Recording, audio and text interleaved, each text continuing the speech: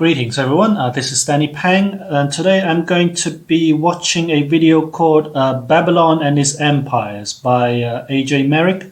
It's the first time I've watched anything from this YouTuber, and the reason why I chose Babylon is because I don't think that exists anymore, but it was once listed as the four ancient worlds, four ancient countries, alongside with India, China, and Egypt.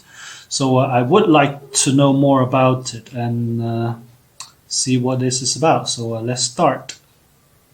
Situated between the Tigris and Euphrates rivers, the first people came to inhabit, survive and thrive.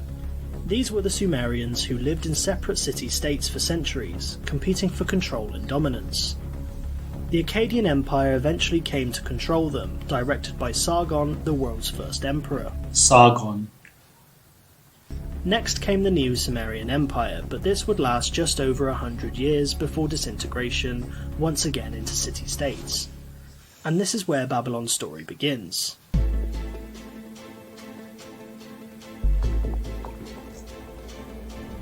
I'm liking the art style so far. The city-state of Babylon was said to have been founded during the time of the Akkadian Empire, but very little is known about early Babylon. It is known that the Babylonian state retained the written Akkadian language and retained the Sumerian language for religious use. In the periods between the 20th and 19th century BC, profound change took place as waves of migrants and invasions occurred under the direction of the Amorites. The Amorites weren't a united people, and were said to be nomadic, barbaric, and uncivilized by the Sumerians. From the lands of modern-day Syria, they steadily integrated into the societies of Sumer, particularly Babylon, who slowly transformed from a small port city on the Euphrates to a regional power. The Amorites rose up in society, and when they were strong enough, installed themselves as leaders. In the 19th century BC, the first Amorite ruler, Sumu-Abam, was elected as Ensi of Babylon. The Amorite rulers after him proved to be just as effective at ruling. The fifth Ensi, Sin-Muballit, managed to defend and defeat the preceding force of Ur. With their troops in retreat, Babylon was able to conquer the city of Isin. In 1792 BC, a king ascended to the throne by the name of Hammurabi. Hammurabi was a wise and administrative king early in his reign. So this was like 19 to 1700s before Christ, which means it was a long, long time ago. So I wonder when it disappeared. When the empire disappeared. He was careful not to offend, provoke, or cause bad interactions with his superior neighbouring kingdoms and empires. Hey, quite a few empires here. Let's see. Hittites, Yamhad, Aniria, Mari, Ashmana, Babylon, there we go. Dur, Laza, and Elam. Correct me if I'm wrong. Persisting to stay out of conflict. Instead, he concentrated on his people and the cities he controlled, focusing on expanding temples, infrastructure, and emphasizing the construction and improvement to a city's walled defenses. Although his most famous act would be the introduction of his code of law, that applied to all of society. Hammurabi's code of law was a 7 feet tall black diorite stone, placed in the centre of Babylon for all to see, carved in cuneiform text with 282 laws in total. These laws were similar to Sumerian law codes, such as the Code of the Namu used centuries before.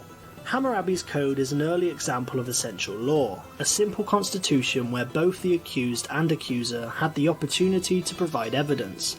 An eye for an eye, a tooth for a tooth. Many years Babylon remained peaceful, but it was forced to encounter its enemies. To the east was the kingdom of Elam, and they enacted a plot to drive the kingdoms of Larsa and Babylon against each other. The Elamites' plan was to strike when both powers were weak, but Hammurabi soon discovered their intentions. Hammurabi instead formed an alliance with Larsa, and the Babylonian forces marched, defeated, and collected tribute from Elam. Unpleased by Larsa and their lack of support in the gruesome battles against Elam, Hammurabi turned on his ally and affirmed control across southern Mesopotamia after conquering Larsa and her allies. Hungry for more, Hammurabi turned to Ashur and Eshnunna, and his old ally of Mari, all wealthy, vibrant kingdoms to the north. He annexed the areas quickly and continued to hold a sphere of influence over Elam and Ashur, squashing any resistance or potential rivals. Hammurabi had proven to be a worthy administrator, military tactician, and a great king. During this time, Babylon grew to be the largest city in the world, with over 100,000 inhabitants. At its centre there was said to be a great ziggurat over 300 feet tall. 100,000 people. That's quite a lot. Wow, I really like this bird's eye view of this city, town, or whatever, capital. Following Hammurabi's death, the Babylonian Empire fell apart. Although his son fought a number of successful campaigns, it was not enough. The sphere of influence over Ashur and Elam rapidly faded, and without sufficient resources the northern territory could not be held. Babylon reverted to a small kingdom in southern Mesopotamia once more, and allowed the rise of several small kingdoms and states. A storm of Hittites under the leadership of Mursili I desolated the city of Babylon by loot and plunder, but they returned to Anatolia, seeing Babylon as too far from home to defend. Instead, Babylon was infiltrated by the Kassites, who conquered the remainder of the region without trouble. Soon after, they rebuilt many of the conquered cities, they adopted their culture and expanded territory. The Kassites ruled Babylon for over 400 years. They had little interest in the arts or learning, but excelled in trade. Rather than seeking conflict, the Kassites of Babylon formed many alliances which were reinforced with intermarriage between ruling families within Mesopotamia. She looks like an Egyptian. Is that around? Is that near? I'm not sure. But out of the struggling Mitanni Empire came the Assyrians. In 1365 BC, the ambitious king Ashurbalati defeated the Mitanni.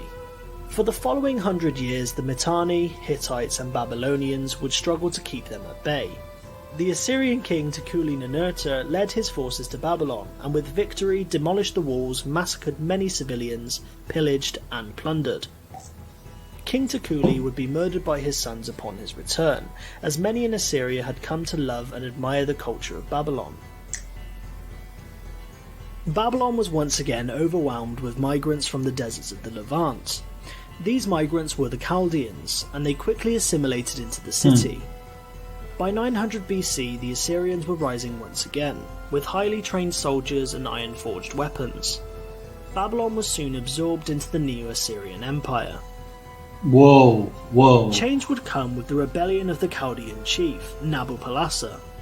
Nabopolassar formed an alliance with the Medes, and their combined armies attacked and sacked the Assyrian capital of Nineveh.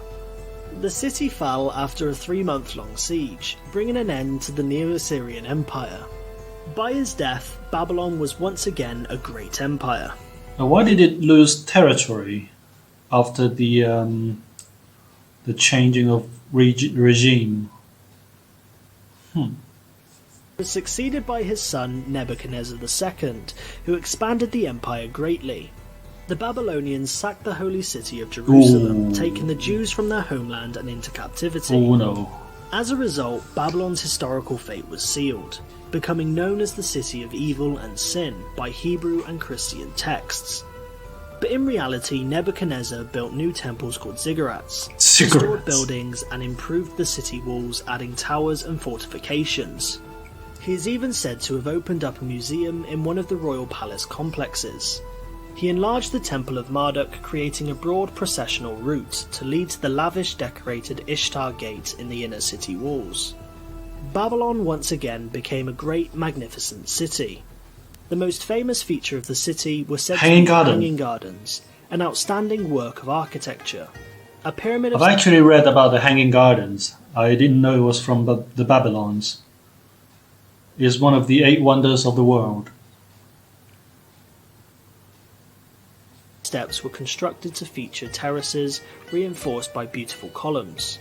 The terraces were packed full of colourful plants, fruit trees and vegetation, where all could marvel at its size and magnificence. It was said to have been constructed on the orders of Nebuchadnezzar so he could please his wife Amyatis, who missed the green landscape of her homeland. However, modern archaeologists and historians have cast doubts to whether the gardens really existed. No trace has ever been found, and writings near the time mention no magnificent garden. Greek historians who detailed them may have mistakenly described a garden of Assyrian king Sennacherib in his capital Nineveh. Nevertheless, Babylon was said to be a great city, flourishing with culture, science and arts. Upon the death of Nebuchadnezzar, the empire took a dark turn.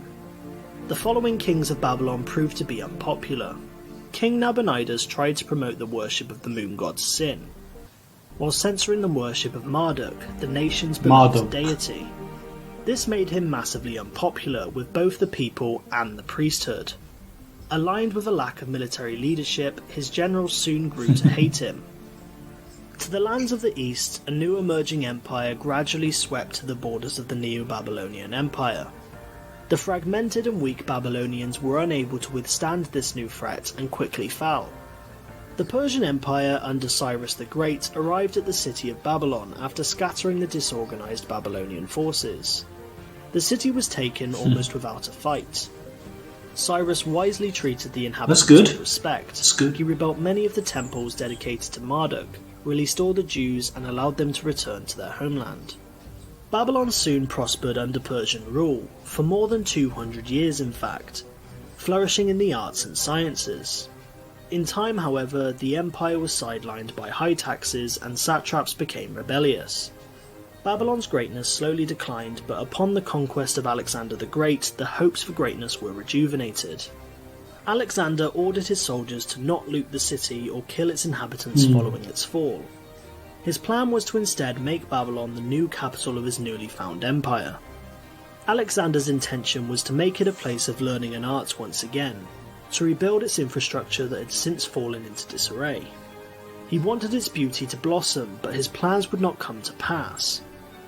Shortly after his crowning, he set off to finish what remained of the Persian Empire, and what lay beyond. He returned to the city after his army refused to go no further past the river Ganges. But upon his arrival, he soon fell ill and died, leaving his new empire in crisis, without a successor, without true leadership. His generals fought for control of territory within his empire. Babylon was incorporated into the Seleucid Empire, but its leaders had little interest in carrying out Alexander's plans for the city. Gradually the city depleted in population, trade and influence. The city was abandoned, practically vanishing from existence. That's a shame. Never again would it recover and become a thriving metropolis it had once been. Instead it remained as ruins, undisturbed and largely forgotten, until rumours caught the attention of Europeans. Such a shame. In the age of European colonialism, archaeologists uncovered the legendary tales of its greatness. Situated between... Well, that's the end of that video, and quite a thorough history of Babylon.